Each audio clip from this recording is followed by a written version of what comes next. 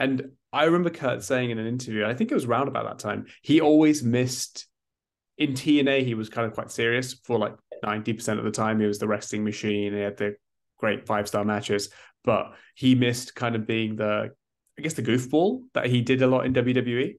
So like when you brought this to him, did he even like kind of acknowledge that or like jump at that? Because I know that's something that he always really enjoyed doing. And he definitely had fun with it.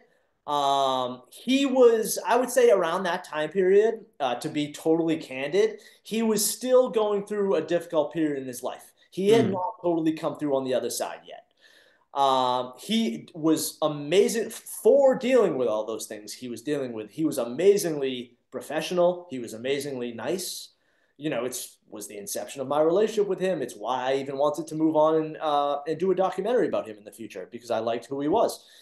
But to be honest, it was RVD who was actually seemed to have way more fun with being that goofball that Mm-hmm. I think RVD hadn't been able to be for probably like almost ever. Maybe there was a time in his wrestling career. I'm less familiar with his whole career than Kurt's. Mm. Maybe there was a time where he did get to be the goofball, not including like the TNA stint that was like more recent. But he seemed to have like a lot of fun doing that. It just seemed like a unique thing. And RVD just loves comedy.